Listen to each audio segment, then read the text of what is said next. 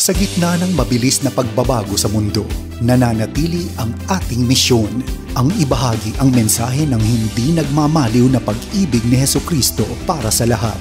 Hatid sa inyo ang pinakabagong kaganapan sa gawain ng Far East Broadcasting Company Philippines. Tampok din ang mga kwento ng totoong buhay na binago ng Diyos. Narito si Dan Andrew Cura sa The President's Report. Patindi po ng patindi ang sitwasyon natin dito sa ating bansang Pilipinas. Lalo na ngayong patuloy po ang pagtaas ng bilang ng mga nagkakasakit ng COVID-19. Malaking hamon din po ang pagdala ng pagbalik ng Enhanced Community Quarantine o yung ECQ, hindi lamang para sa ating pamahalaan, kung hindi para po sa ating lahat, tayong mga individual. Noong nakaraang linggo ay pinag-usapan po natin ang kahalagahan ng pananalangin at lalong-lalo na po dito sa ating kapanahonan ngayon. Kaya nga po muli akong nananawagan sa ating lahat na patuloy po ang ating panalangin. Higit na kailangan po natin ito ngayon. Ako po ang inyong kaibigan, si Dan Andrew, at sama-sama tayong manalangin at humingi ng habag sa ating Panginoon dito sa ating programang The President's Report.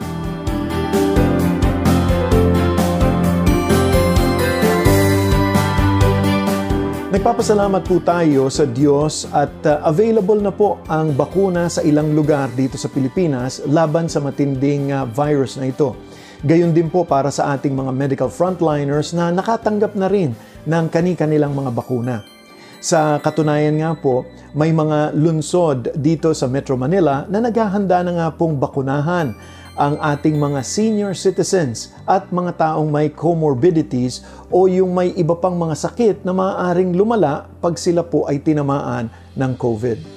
Subalit marami na ring ibang strains o uri ng virus na mabilis at patuloy na kumakalat po sa ating kapaligiran. Kaya nga po ngayon, mas maraming ang mga tao ang tinamaan ng COVID at yung iba'y kakilala po natin. Daily record high ang pagsasalarawan sa mga nagtataasang numero ng active COVID cases. Higit pa sa kakayanan ng mga ospital at ng ating mga healthcare systems na tugunan ang pandemyang ito. Nakalulungkot na habang tayo ay naka-lockdown, ay tila naka-lockdown na rin para sa iba ang ating pag-asa. Marami sa atin ang sobrang balot na ng takot at napaparanoid. Ito ang mahalagang dapat nating itanong. Habang tayo po ay nananalangin, naniniwala po ba tayo that God is in control, na ang Diyos ay nasa control? Talaga po bang pinakikinggan niya ang ating mga panalangin at na sinimulan po natin ng pandemya? Minsan ay may nagsabi po ng ganito, kung paano tayo manalangin ay nagpapahiwatig na kung ano ang paniniwala natin. Ang ating buhay panalangin ay mas totoong larawan ng ating pananampalataya ukol sa Diyos kaysa sa ating doktrina. Ipinapakita nito ang ating pagkaunawa patungkol sa Kanya. Kaya nga, ang mas mahalaga kay Jesus ay hindi ang paraan ng pananalangin, kundi kung ano ang laman ng ating puso kapag tayo ay nananalangin. Kaya nga po, samahan niyo po akong manalangin ngayon at idulog natin sa ating Ama sa Langit ang matinding panahon na ito na ating kinaharap. Ama naming Diyos na makapangyarihan sa lahat, maraming salamat na kami po ay maaaring lumapit sa inyo sa panalangin. Bigyan niyo po kami ng katalinuhan sa aming mga gawain ngayon, lalong-lalo na upang maprotektahan kami sa virus na ito. Panginoon, maraming salamat sa aming mga healthcare workers na siyang nangunguna upang tulungan kami. Bigyan niyo po rin sila ng katalinuhan tulad din ng katalinuhan na kailangan ng ating mga nasa pamahalaan. Ama namin, bigyan niyo kami ng lakas ng loob, kalakasan na nanggagaling sa buhay na Diyos na si Kristo Jesus. Ito po ang aming dalangin sa ngalan ni Jesus. Amen. At alam niyo, maaasahan natin ang pangakong ito ng ating Panginoon na diringgin niya ang ating mga panalangin, ang panalangin ng Kanyang mga anak. Ito ang dahilan kaya nga po may mga programa po ang FEBC na nakatuon po sa panalangin at sa pagbubulay-bulay ng Kanyang salita. At marami nga po sa inyo ang alam na at napakinggan na po ang Hardin ng Panalangin sa 702 DZAS dito sa Kamaynilaan. Sa 1062 DXKI naman sa Coronadal sa South Cotabato ay meron silang Daybreak at yun po ang tawag ng kanyang programa. At sa 1133 DYVS sa Bacolod ay mayroon po tayong Kapanimalay sa umaga at yung evening prayers naman bago sila po mag-sign off. Yung pong programang Kapanimalay ay programang pampamilya na naglalaan po ng malaking panahon sa panalangin para po sa pangangailangan ng kanilang mga tagapakinig. Mayroon din po tayong Moments of Grace. Yan po ang programa sa ating 1197 DXFE dyan sa Davao.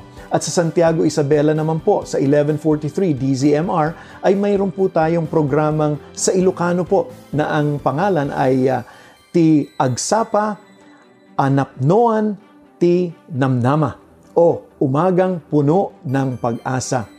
Inaanyayahan kitang makinig sa mga programang ito at hindi lang sana makinig kung hindi sumama ka na rin sa panalangin.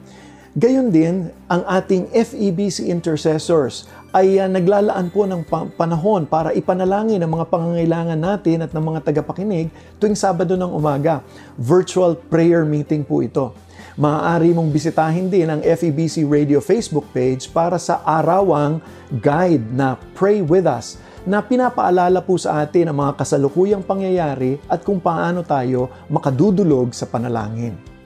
At habang tayo po ay patuloy na nananalangin at humihingi ng awa mula sa ating Panginoon, alalahanin po natin ang sinabi sa Pilipos Kabanatang 4, talatang 6 hanggang 7. Huwag kayong mabalisa tungkol sa anumang bagay.